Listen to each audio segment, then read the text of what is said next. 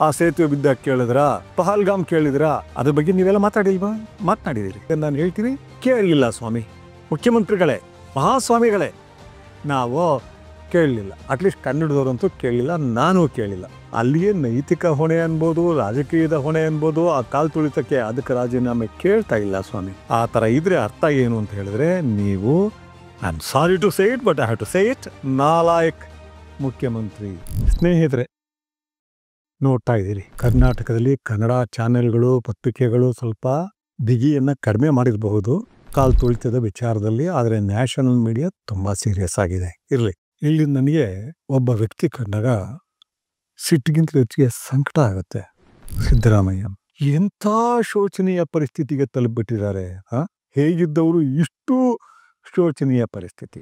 ಚಾನೆಲ್ನಲ್ಲಿ ಬಿಡಿ, ಚಾನೆಲ್ನಲ್ಲಿ ಬರೀ ತಗೊಳ್ತಾರೆ, ಅವ್ರಿಗೆ ಪ್ರಶ್ನೆ ಮುಖ್ಯ ಅಲ್ಲ, ಅವ್ರೇನು ಮಾತಾಡ್ತಾರೋ ಅದಕ್ಕೆ ಹಾಕ್ತಾರೆ.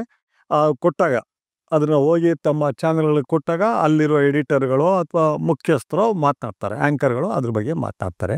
ಪ್ರಶ್ನೆ ಕೇಳೋಕ್ಕೆ, ಪ್ರಶ್ನೆಗೆ ಉತ್ತರ ಕೊಡೋಕ್ಕೆ ಖಂಡಿತವಾಗ್ಲೂ ಅವ್ರಿಗೆ ಗೊತ್ತಿಲ್ಲ. ಅವ್ರಿಗೆ ಸಿದ್ದರಾಮಯ್ಯನವ್ರಿಗೆ ಈಗ ನಾನು ಒಂದು ಸಂಗತಿ ಹೇಳ್ತೀನಿ. ನೀವು ಕೆಲವು ಪ್ರಶ್ನೆ ಕೇಳಿದಿರಿ. ಆ ಪ್ರಶ್ನೆಗಳಿಗೆ ಕನ್ನಡ ಕಂಡ ಧೀಮಂತ ಪತ್ರಕರ್ತರು ಹೇಗೆ ಉತ್ತರಿಸ್ತಿದ್ರು? ಟಿ.ಎಸ್. ರಾಮಚಂದ್ರ ರಾವ್ ಇರಬಹುದು, ಖಾದ್ರಿ ಶಾಮಣ್ಣ ಇರಬಹುದು, ಲಂಕೇಶ್ ಇರಬಹುದು, ರವಿ ಬೆಳಗೆರೆ ಇರಬಹುದು, ಅಥವಾ ನಮ್ಮ ಪಬ್ಲಿಕ್ ಟಿವಿ ರಂಗನಾಥ್ ಇರಬಹುದು, ಅವರೆಲ್ಲ ಹೇಗೆ ಹೇಳ್ತಿದ್ರು? ಮತ್ತು ನಾನು ಎಂದೂ ಯಾರನ್ನೂ ಕ್ವಶನ್ ಮಾಡದೆ ಹೋದ್ರೂ ನನ್ನ ಇದನ್ನ ಹೇಳ್ತಾ ಇರ್ತೀನಿ. ನನ್ನ ಚಾನಲ್ ಮೂಲಕ, ಪತ್ರಿಕೆ ಮೂಲಕ ಕ್ವಶನ್ ಮಾಡಿದ್ದೀನಿ. ಈಗ ಅವ್ರ ಕ್ವಶನ್ಗೂ ಆನ್ಸರ್ ಕೊಡ್ತೀನಿ. ನಾನು ಒಂದೆರಡು ಕ್ವಶನ್ ಕೇಳ್ತೀನಿ. ಅವರ ಕ್ವಶನ್ ದೆಹಲಿಯಲ್ಲಿರಬಹುದು, ಬೆಂಗಳೂರು ಇರಬಹುದು, ಬೇರೆ ಕಡೆ ಇರಬಹುದು, ಅವರ ಸ್ವಗೃಹದಲ್ಲಿರಬಹುದು, ಎಲ್ಲ ಕಡೆ, ಏರ್ಪೋರ್ಟಲ್ಲಿರ್ಬಹುದು, ಎಲ್ಲ ಕಡೆ ಅವ್ರು ಒಂದೇ ಪ್ರಶ್ನೆ ಕೇಳ್ತಾರೆ. ಅದು ಮುಖ ಹೇಗೆ ಮಾಡ್ತಾರೆ ಅಂದರೆ, ಅಲ್ಲೇ ಹೇಳಿದು ಶೋಚನೀಯ ಅಂತ ಹಿಂಗೆ ಮಾಡ್ತಾರೆ. ಮಾಡಿಬಿಟ್ಟು, ನೀವು ಕುಂಭಮೇಳದಲ್ಲಿ ಯಾರು ಸಾಯಲಿಲ್ವೋ ಅಂತಾರೆ. 50-60 ಸಾಯಲಿಲ್ವೋ? ಎಲ್ರಿಗೂ ಗೊತ್ತಿದೆ, ಸತ್ತಿದ್ದಾರೆ. ಅದಕ್ಕೆ ಯಾರು ಉತ್ತರ ಬೇಕಾಗಿಲ್ಲ. ನೀವು ಯೋಗಿ ಅವ್ರ ರಾಜೀನಾಮೆ ಕೇಳಿದ್ರಾ? ಆಗ ಈ ಹುಡುಗರಿಗೆ ಉತ್ತರ ಕೊಡೋಕ್ಕೆ ಬರೋದಿಲ್ಲ. ಅಲ್ಲ ಸರ್, ಇದು ಅಲ್ಲ, ಅದನ್ನ ಹೇಳಿ, ನೀವು ಕೇಳಿದ್ರಾ? ತಮಾಷೆ ಅಂದರೆ ಸಿದ್ದರಾಮಯ್ಯನವರೇ ಆಗ ಕೇಳಿದ್ರು, ವಿರೋಧ ಪಕ್ಷಗಳು ಕೇಳಿದ್ರು, ಹೆಚ್ಚಾಗಲಿಲ್ಲ. ಕಾರಣ ಏನು ಗೊತ್ತಾ ಸಿದ್ದರಾಮಯ್ಯನವರೇ? ಅದು ಸರ್ಕಾರ ಆಯೋಜಿಸಿದ ಕಾರ್ಯಕ್ರಮ ಆಗಿರಲಿಲ್ಲ. Please understand. ಈ ರೀತಿ ಮೊನ್ನೆ ನಡೆದಿರುವ ಘಟನೆ ಅವ್ರು ಕೇಳೋಕ್ಕಾಗಲ್ಲ ಅನ್ನೋ ಕಾರಣಕ್ಕೆ ನೀವೇನು ಪ್ರಶ್ನೆ ಕೇಳ್ತಿದ್ದೀರಿ? ನೀವು ಅವ್ರನ್ನ ಕೇಳಿದ್ದೀರಾ? ಬರೀ ನೀವಲ್ಲ, ನಿಮ್ಮ ಬಹುಶಃ ಇಷ್ಟೆಲ್ಲ ಆಗಿ ಡಿ.ಕೆ. ಶಿವಕುಮಾರ್ ಆ ರೀತಿ ಕೇಳಿದ್ ನನಗೆ ಕಾಣಿಸಿಲ್ಲ. ಬಟ್ ಬೇರೆ ಎಲ್ಲ ಮಾತಾಡ್ತಾ ಇದ್ದಾರಲ್ಲ, ಈಗ ಭಾಳ ಡಿಗ್ನಿಫೈಡ್ ಜನಗಳೇ ಮಾತಾಡ್ತಾ ಇದ್ದಾರೆ. ಕೆಲವರು ನಿಮ್ಮ ಕಾಂಗ್ರೆಸ್ನಲ್ಲಿ ಅವರೆಲ್ಲ ಕೇಳ್ತಿರೋದು, ಆ ಸೇತುವೆ ಬಿದ್ದಾಗ ಕೇಳಿದ್ರಾ? ಸೇತುವೆ ಬಿದ್ದಾಗ ಬೀಳ್ತಾರೆ ಅಂತ ಗೊತ್ತಿತ್ತಾ? ಪಹಲ್ಗಾಮ್ ಕೇಳಿದ್ರಾ? ಪಹಲ್ಗಾಮ್ ಆಕ್ಸಿಡೆಂಟಲ್, ಇದು ಕರೆಕ್ಟ್. ಇಷ್ಟಾಗಿ ಭದ್ರತಾ ವೈಫಲ್ಯ ಇದೆ ಅಲ್ಲಿ. ಅವರು ಹಿಡಬೇಕಾಗಿತ್ತು. ಇಂಥ ಒಂದು ನಡೀತಾ ಇದೆ, ಇಂಥ ಒಂದು ತಂತ್ರಗಾರಿಕೆ, ಇಂಥ ಒಂದು ಭಯಂಕರವಾದ ಒಂದು ಕೃತ್ಯ ನಡೆಯೋಕ್ಕೆ ಸಾಧ್ಯ ಇದೆ, ಸಂಚು ರೂಪಿತ ಆಗ್ತಾ ಇದೆ, ಕಂಡುಹಿಡಿದಿಲ್ಲ. ಬಿಡಿ, ಅದ್ರ ಬಗ್ಗೆ ನೀವೆಲ್ಲ ಮಾತಾಡಿಲ್ವಾ? ಮಾತನಾಡಿದಿರಿ. ಆದರೆ ಇಲ್ಲಿ ಸರ್ಕಾರ ಆಯೋಜಿಸಿದ್ದ ಕಾರ್ಯಕ್ರಮ. ಆಗ ನೀವು ಕೇಳ್ತಿರೋದು, ಅವ್ರನ್ನ ಕೇಳಿದ್ರ? ಈಗ ನಾನು ಹೇಳ್ತೀನಿ, ಕೇಳಲಿಲ್ಲ ಸ್ವಾಮಿ. ಮುಖ್ಯಮಂತ್ರಿಗಳೇ, ಮಹಾಸ್ವಾಮಿಗಳೇ, ನಾವು ಕೇಳಲಿಲ್ಲ. ಅಟ್ಲೀಸ್ಟ್ ಕನ್ನಡದವರಂತೂ ಕೇಳಲಿಲ್ಲ, ನಾನು ಕೇಳಿಲ್ಲ. ಮತ್ತೆ ನಮ್ಮನ್ನ ಯಾಕೆ ಕೇಳ್ತಾ ಇದ್ದೀರಿ? ಅಲ್ಲಿಯೇ ನೈತಿಕ ಹೊಣೆ ಅನ್ಬೋದು, ರಾಜಕೀಯದ ಹೊಣೆ ಅನ್ಬೋದು. ಆ ಕಾಲು ತುಳಿತಕ್ಕೆ ಅದಕ್ಕೆ ರಾಜೀನಾಮೆ ಕೇಳ್ತಾ ಇಲ್ಲ ಸ್ವಾಮಿ. ಹಂಗಾರೆ ಅದು ಸುತ್ತಲೂ ನೋಡ್ತೀರಿ ನೀವು. ಸುತ್ತಲೂ ನೋಟು ನನ್ನ ಯಾಕೆ ಕೇಳ್ತಿದ್ದೀರಿ? ಅವ್ರನ್ನ ಯಾರನ್ನೂ ಕೇಳಿಲ್ಲ. ಸಾಯೋದು ಆಗತ್ತೆ. ಆಧುನಿಕ ಪ್ರಪಂಚದಲ್ಲಿ ಕಾಮನ್ ಇದು, ಜನಜಂಗಳಿ ಇರೋ ಕಡೆ. ಬಹುಶಃ ಆಧುನಿಕ ಜಗತ್ತಲ್ಲ, ಮಹಾಭಾರತ ಕಾಲದಲ್ಲೂ ಆಗಿರಬಹುದು. ಕಾಲು ತುಳಿತ ಆಗೋದು, ನೂಕಾಟ ಆಗೋದು, ತಳ್ಳಾಟ ಆಗೋದು, ಆಗ ಸಾವುಗಳಾಗೋದು ಸಹಜ ಅಲ್ವಾ? ಆದರೆ ನಾವು ಕೇಳ್ತಿರೋದು, ನಂತರ ಇದು ಗೊತ್ತಾದ ನಂತರ ಏನು ಮಾಡಿದ್ರಿ ಸಿದ್ದರಾಮಯ್ಯನವರೇ? ಏನು ಮಾಡಿದ್ರಿ? ನೀವು ಹೇಳ್ತೀರಿ, ಎಂಥ ಪರಿಸ್ಥಿತಿ ತಲುಪಿದಿರಿ ಮುಖ್ಯಮಂತ್ರಿ, ಆ ಸ್ಥಾನ ಬಿಟ್ಟು ಇಳಿದ್ರಿ ಅಂದರೆ ನೀವು ನೆನೆಸ್ಕೊಳ್ಳೋಕ್ಕೆ ಆಗ್ತಾ ಇಲ್ಲ. ಅದೇನೋ ದೊಡ್ಡ ಇದು ದೇವಾಂಶ ಇದು ಆಗಿರೋದ್ರಿಂದ, ಸಂಪತ್ತು ಆಗಿರೋದ್ರಿಂದ ಕೊಟ್ಬಿಟ್ಟಿದ್ದಾರೆ, ಅದು ಕಳ್ಕೊಂಡ್ಬಿಟ್ರೆ ಏನೋ ಆಗುತ್ತೆ. ಏನ್ರಿ ಇದು? ನೀವೊಂದು ಮಾತು ಹೇಳ್ತೀರಿ, 3:50 ಸಂಭವಿಸಿದೆ, ನನಗೆ ಗೊತ್ತಾದಾಗ 5:45. ನೀವು ಹೇಳಿರೋದು, ನಾನು ಹೇಳ್ತಾರ ನಮ್ಗೆ ಗೊತ್ತಿಲ್ಲ. 3:50ರಿಂದ 5:45ವರೆಗೂ ಕಮಿಷನರ್ ನಿಮ್ಗೆ ನ್ಯೂಸ್ ಕೊಡಲಿಲ್ಲ, DCP ಕೊಡಲಿಲ್ಲ. ನಿಮ್ಮ ಕಾರ್ಯಕರ್ತರು ಎಷ್ಟಿದ್ದಾರೆ ಸಿದ್ದರಾಮಯ್ಯನವರೇ? ಎಷ್ಟಿದ್ದಾರೆ ನಿಮ್ಮ ಕಾರ್ಯಕರ್ತರು? ಮತ್ತು ನಿಮ್ಮನ್ನ ಒಂದು ಕಾಣಬೇಕು ಅನ್ನೋ ತವಕ ಇಟ್ಕೊಂಡಿರೋರು ಎಷ್ಟು ಜನ ಇದ್ದಾರೆ? ಒಬ್ಬರಾದರೂ ಹಿಂಗಾಗ್ಬಿಟ್ಟಿದೆ ಅಪ್ಪಾಜಿ, ಹಿಂಗಾಗ್ಬಿಟ್ಟಿದೆ ಅಣ್ಣ, ಹಿಂಗಾಗ್ಬಿಟ್ಟಿದೆ ಸ್ವಾಮಿ ಅಂತ ಒಬ್ಬರಾದರೂ ನಿಮಗೆ ಫೋನ್ ಮಾಡಿಲ್ವಾ? ಆ ಥರ ಇದ್ರೆ ಅರ್ಥ ಏನು ಅಂತ ಹೇಳಿದ್ರೆ, ನೀವು I am sorry to say it but I have to say it, ನಾಲಾಯಕ್ ಮುಖ್ಯಮಂತ್ರಿ. 2 ಗಂಟೆಗಳ ಕಾಲ ಹಲವರು ಸತ್ ಬಿದ್ದಿದ್ದವ್ರನ್ನ ನೀವು ಆಯೋಜಿಸಿದ ಕಾರ್ಯಕ್ರಮದಲ್ಲಿ ಎಲ್ಲೋ ಕೊಪ್ಪಳದಲ್ಲೋ ಗುಲ್ಬರ್ಗದಲ್ಲೋ ಆಗಿದ್ರೆ ತಡ ಆಯಿತು ಅಂತ ಹೇಳೋಣ, ಅದು ಕೂಡ ಗೊತ್ತಾಗಬೇಕಾಗಿತ್ತು, ನ್ಯೂಸ್ ಗೊತ್ತಾಗಬೇಕಾಗಿತ್ತು.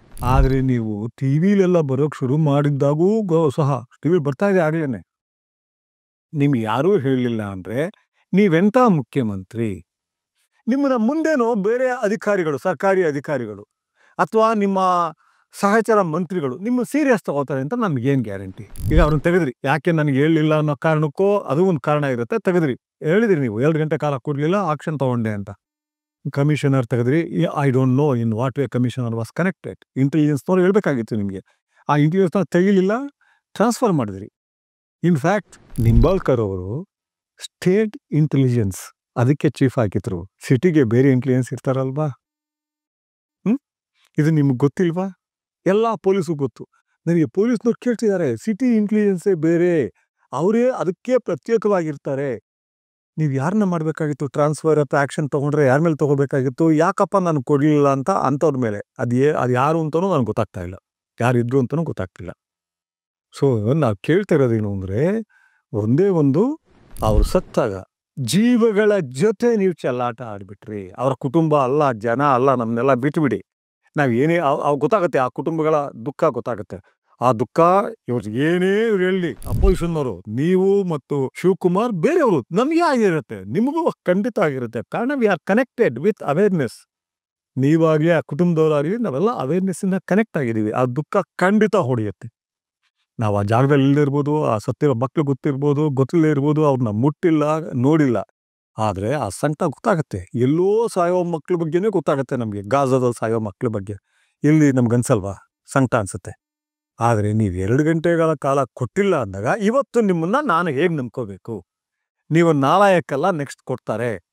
ಮತ್ತು ಆ ರೀತಿ ನಿಮಗೆ ಕೊಡಲಿಲ್ಲ ಅಂತ ಅನ್ಬೇಕಾದ್ರೆ ಆ ಅಧಿಕಾರಿಗಳಿಗೆ ಆಗಲಿ, ನಿಮ್ಮ ಸಹಚರಿಗಾಗಲಿ, ಸಹೋದ್ಯೋಗಿಗಳಿಗಾಗಲಿ ಅಥವಾ ಇಂಟೆಲಿಜೆನ್ಸ್ನವ್ರಿಗಾಗಲಿ ಒಂದೇ ಒಂದು ಕಾರಣ ಇರುತ್ತೆ. ನಮ್ಮ CM ಯಾವುದಕ್ಕೂ ಬಾದರ್ ಮಾಡಲ್ಲ. I may not right? ನಾನು ಮೊನ್ನೆ ಹೇಳಿದೆ, ನಾನು ಇವತ್ತು ಹೊರಟೋಗಿದೆ ಇಲ್ಲಿ ಅಧಿಕಾರ, ಇದು ಆಡಳಿತ ಕೂಸ್ದೋಗ್ಬಿಟ್ಟಿದೆ, ಆಡಳಿತ ಕಾಣಿಸ್ತಾನೆ ಇಲ್ಲ. ಬಹುಶಃ ಅಲ್ಲಿರೋ ಎಲ್ರಿಗೂ ಅನ್ಸಿರ್ಬೋದು, ಇದು ಕೊಟ್ಟರು ಏನೂ ಯೂಸ್ ಇಲ್ಲ, ಈ ಮನುಷ್ಯ ತಲೆಗೆ ಹಾಕೊಳ್ಳಲ್ಲ, ಈತನಿಗೆ ಹೇಳೋದ್ರಿಂದ ಏನೂ ಪ್ರಯೋಜನ ಇಲ್ಲ ಅನ್ಸಿರ್ಬೇಕಲ್ವಾ? ಅನ್ಸಿಲ್ಲ ಅಂತ ಹೇಳೋದಾದ್ರೆ ಕಾರಣ ಯಾಕೆ ಹೇಳಿಲ್ಲ ನಿಮ್ಗವರು? ನಿಮ್ಗೆ ಯಾಕೆ ಹೇಳಲಿಲ್ಲ? ನೀವು ಹೇಳದೇ ಇದ್ದಿದ್ದಕ್ಕೆ ಆಕ್ಷನ್ ತಗೊಳ್ಳೋದು ಕೇಳ್ತಿಲ್ಲ ನಾನು, ಯಾಕೆ ಹೇಳಲಿಲ್ಲ? ಆಗ ಅನ್ಸೋದೇನು, ನಿಮಗೆ ಕಿವಿಗೆ ಮುಟ್ಟಿರುತ್ತೆ, ನೀವು ತಲೆ ಕೆಡಿಸ್ಕೊಳ್ಳಿಲ್ಲ. ಕಾರಣ ಏನು ಅಂತ ಹೇಳಿದ್ರೆ ನಿಮ್ಗೆ ಹೊಟ್ಟೆ ಹಸ್ದಿತ್ತು. ಆಮೇಲೆ ಆ ಪ್ರೋಗ್ರಾಮು ಲಕ್ಷಾಂತರ ಜನ ನೋಡಿದಾಗ, ಅದು 20 ನಿಮಿಷನೇ ಆಗಲಿ, ಅರ್ಧ ಗಂಟೆನೇ ಆಗಲಿ, ಅಂಥ ಪ್ರೋಗ್ರಾಮ್ಗಳಲ್ಲಿ ನಾನು ಭಾಗವಹಿಸಿದ್ದೀನಿ, ನನಗೆ ಗೊತ್ತು. ಏನಾದ್ರು ಸುಸ್ತಾಗುತ್ತೆ ಮನುಷ್ಯನಿಗೆ. ನಾವು ಕೂಡ ಒಂದು ಖಾರಾಬಾತು ಕಾಫಿ ಕುಡಿಬೇಕು ಅಂತಲೇ ಬಯಸ್ತೀವಿ. ಆನೆಸ್ಟಾಗಿ ಹೇಳ್ತೀನಿ, ಯಾವುದೇ ಫಂಕ್ಷನ್ಗೆ ಹೋದರೂ ನಾನು ಮೊದಲೇ ನಮಗೆ ಹೇಳಿರ್ತೀನಿ, ನನಗೆ ಆದ ತಕ್ಷಣ ಒಂದು ಕಾಫಿ, ಒಂದು ಖಾರಾಬಾತ್ ಬೇಕಪ್ಪ ಅಂತ ಹೇಳ್ತೀನಿ. ಸೊ ನಿಮಗೂ ಆಗಿದೆ, ಐ ಕ್ಯಾನ್ ಅಂಡರ್ಸ್ಟ್ಯಾಂಡ್. ಹೋಗಿದ್ದೀರಿ ಮೊಮ್ಮಗನ ಜೊತೆ, ಇನ್ನೊಂದಿಬ್ಬರ ಜೊತೆ ಯಾವುದೋ ಹೋಟೆಲ್, ಜನಾರ್ದನ್ ಹೋಟ್ಲಿಗೆ ಹೋಗಿದ್ದೀರಿ. ನೀವು ಅಟ್ಲೀಸ್ಟ್ ಒಂದು, ಆಗ ನಿಮ್ಮ ಕಿವಿಗೆ ಬಿದ್ದಿದ್ರೆ ನೀವು ಒಂದು ಫೋನ್ ಮಾಡಬೇಕಾಗಿತ್ತು ನಿಮ್ಮ DCMಗೆ ಅಥವಾ ಆಯೋಜಕರಿಗೆ ಅಥವಾ ಪೊಲೀಸ್ ಅಧಿಕಾರಿಗಳಿಗೆ. ಸಂಭ್ರಮಾಚರಣೆ ಸ್ಟಾಪ್ ಮಾಡಿ, ಶೋಕಾಚರಣೆ ಮಾಡಿ. ಅದು ಗೊತ್ತಿದ್ದು ನೀವು ಮಾಡಲಿಲ್ಲ ಅಂದರೆ ನಿರ್ಲಜ್ಜ CM ಆಗ್ತೀರಿ. Please answer me. ನಾಲಾಯಕ್ಕೋ ನೀವು, ನಿರ್ಲಜ್ಜರು. ನಿರ್ಲಜ್ಜ ಆದರೂ ಆ ಕುರ್ಚಿ ಮೇಲೆ ಕೂತ್ಕೊಳ್ಳೋದಕ್ಕೆ ನಿಮಗೆ ಹಕ್ಕು, ಅಧಿಕಾರ ಇರೋದಿಲ್ಲ, ನಾವು ಒಪ್ಕೊಳ್ಳೋಕ್ಕಾಗಲ್ಲ.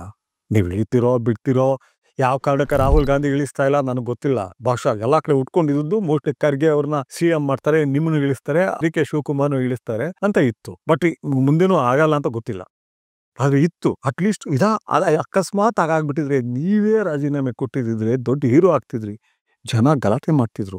ಬೇರೆಯವ್ರಿರ್ಲಿ ಸಿದ್ದರಾಮಯ್ಯನವರೇ, ನಾನೇ ಒಂದು ತಿಂಗಳಾದ್ಮೇಲೆ ಇರ್ತಿದ್ದೆ, ಆ ಮನುಷ್ಯ ಬೇರೆ ಥರ ಆಗ್ತಾ ಇದ್ರು, ಕೊಡಿ ಅಂತ ಮಾತಾಡ್ತಿದ್ದ. ಆದರೆ ಆ ಸಂದರ್ಭನ ನೀವು ಯಾವ ಕಾರಣಕ್ಕೂ ಗೊತ್ತಿಲ್ಲ, ಬಹಳ ಎಷ್ಟು ಉಡಾಫೆಯಿಂದ ನಿರ್ವಹಿಸಿಬಿಟ್ರಿ ಅಂತ ಹೇಳಿದ್ರೆ ಇದಕ್ಕೆ ಬೆಲೆನೇ ಕೊಡಲಿಲ್ಲ. ಈಗ ನನಗೆ ಒಂದೇ ಒಂದು ಕ್ವಶನ್ ನಿಮ್ಗೆ ಕೇಳ್ತಾ ಇರೋದು, ನೀವು ನಾಲಾಯಕ್ಕೋ ಅಥವಾ ನಿರ್ಲಜ್ಜರೋ? ನಾಲಾಯಕ್ಕಾದರೆ ನೀವೇ ಬಿಡಬೇಕು, ನಿರ್ಲಜ್ಜರಾದರೆ ನಿಮ್ಮ ಹೈಕಮಾಂಡ್ ಇಳಿಸ್ಬೇಕು. I don't know what will happen. ಈ ಇದ್ರಲ್ಲಿ ಮಾತ್ರ ದಯವಿಟ್ಟು ಇನ್ನು ಮುಂದೆ ಈ ಪ್ರಶ್ನೆ ಕೇಳಬೇಡಿ. ಅದೇ ರೀತಿ ಇನ್ನೊಂದು ಪ್ರಶ್ನೆ ಇನ್ನೊಂದು ಹೇಳ್ತಿದ್ರಿ, ಪದೇ ಪದೇ ಹೇಳಿದ್ರಿ ಅದನ್ನು. ಇವತ್ತು ಅದಕ್ಕೆ ಕ್ಲಾರಿಟಿ ಕೊಟ್ಟಿದ್ದೀರಿ, ಸ್ಪಷ್ಟನೆ ಕೊಟ್ಟಿದ್ದೀರಿ. ರಾಜ್ಯಪಾಲರನ್ನ ಅವ್ರು ಫಿಕ್ಸ್ ಮಾಡ್ಕೊಂಡಿದ್ರು. ಇಷ್ಟು ದಿನ ಯಾಕೆ ಕೇಳಲಿಲ್ಲ? ಎಷ್ಟು ದಿನ ಆಯ್ತಿತ್ತು? ಎಷ್ಟು ಕಾಲ ಬೇಕು? ರಾಜ್ಯಪಾಲರಿಗೂ ನನ್ನನ್ನು ಕರೆದ್ರು, ಆಗ ರಾಜ್ಯಪಾಲರಿಗೂ ಹೇಳಿದೀವಿ ಅಂತ ಹೇಳಿದ್ರು.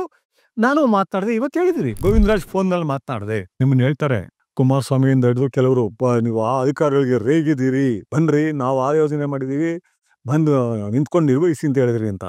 ಅವ್ರಿಗೆ ಗೊತ್ತಿಲ್ಲ, ನನಗೆ ಗೊತ್ತು. ನೀವು ಫೋನ್ನಲ್ಲಿ ಮಾತಾಡಲ್ಲ, ಯಾರಿಗೂ ಮಾತನಾಡಿದ್ರೆ ನಾನು ಕೇಳಿಲ್ಲ. ಅಕಸ್ಮಾತ್ ಆಗಿ ಬೇರೆಯವ್ರ ಫೋನಲ್ಲೇ ಆಗಲಿ ಏನೇ ಆಗಲಿ ನೀವು ಹೇಳ್ತಾ ಇದ್ದದ್ದು ಕೈ ಕೆಳಗಿನ ಅಧಿಕಾರಿ ಅಂದಾಗ ಮುಖ್ಯಮಂತ್ರಿಯಾಗಿ ನೀವು ಹೇಳ್ತಾ ಇದ್ದದ್ದು ಬರೋ ಕೇಳಿ ಅಂತ ಹೇಳ್ತಿದ್ರಿ. ಫೋನ್ನಲ್ಲಿ ನಾವು ಹೇಳ್ತಿದ್ವಿ ಮಾಡು ಅಂತ ಖಂಡಿತ ಹೇಳಿರ್ತೀರಿ ಅಂತ ನನಗೆ ಅನ್ಸಲ್ಲ. ಆದರೆ ಈ ವಿಷಯಕ್ಕೆ ನಿಮ್ಮ ವಿವರಣೆ, ನೀವೇನು ವಿವರಣೆ ಕೊಟ್ಟರು ನಮಗೆ ಅದು ಆಗೋದಿಲ್ಲ. ಅದು ನಮ್ಮನ್ನ ಕನ್ವಿನ್ಸ್ ಮಾಡೋದಿಲ್ಲ, ಸಮರ್ಪಕ ಅನ್ಸೋದಿಲ್ಲ. ನೀವು ನನಗೆ ಗೊತ್ತಿರಲಿಲ್ಲ ಅಂತ ಹೇಳಿದ್ರೆ ನಾಲಾಯಕ್, ಗೊತ್ತಿತ್ತು ನನಗೇನು ಗೊತ್ತಾಗಲಿಲ್ಲ ಅಂತ ಹೇಳಿದ್ರೆ ನಿರ್ಲಜ್ಜರು. ಆದರೆ ಇವೆರಡರ ಮಧ್ಯೆ ಬೇರೆ ಆನ್ಸರ್ ಕೊಡ್ಬೋದಾಗಿತ್ತು ನೀವು. ನಾನೂ ಸಹ ಎಲ್ಲ ಜನಗಳ ಜೊತೆ ಸಡನ್ ಆಗಿ ಗಾಬರಿ ಆಯಿತು. ನನಗೆ ಒಳಗಡೆ ಏನಾಗೋಯ್ತು. ನನ್ನ ಕಾಲದಲ್ಲಿ ನೀವೇ ಹೇಳಿದಿರಿ, 40 ವರ್ಷಗಳ ಇತಿಹಾಸದಲ್ಲಿ, ರಾಜಕೀಯ ಇತಿಹಾಸದಲ್ಲಿ ಈ ಥರ ಘಟನೆ ಸಂಭವಿಸಿರಲಿಲ್ಲ. ಒಂದಷ್ಟು ಹೊತ್ತು ನಾನು ಕುರುಡ ಆಗಿದ್ದೆ ಅಂತ ಹೇಳಿದ್ರು I can understand. After all you are a human being.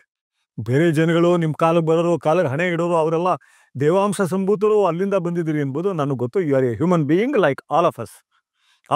ಆ ಥರ ಆದಾಗ ಬಹಳಷ್ಟು ಸಾರಿ ತಲೆ ಕೆಡುತ್ತೆ. ಅದನ್ನೂ ಹೇಳಿಲ್ಲ ನೀವು.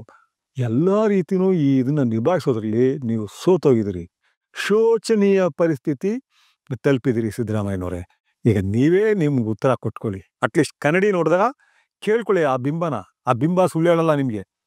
ನಮಗೆ ಯಾರು ಬೇಕಾದ್ರೂ ಸುಳ್ಳು ಹೇಳ್ಬಹುದು, ಆದರೆ ಕನ್ನಡಿ ಮುಂದೆ ಆ ಬಿಂಬ ಇರುತ್ತಲ್ಲ, ಅಲ್ಲಿ ಸುಳ್ಳಿಗೆ ಎಡೆನೇ ಇರಲ್ಲ.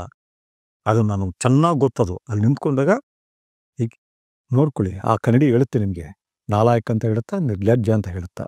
ಆಮೇಲೆ ನಿಮಗೆ ಡಿಸೈಡ್ ಮಾಡಿ ನೀವು ನಾಲಾಯಕ ನಿರ್ಲಜ್ಜರ. ನಮಸ್ಕಾರ.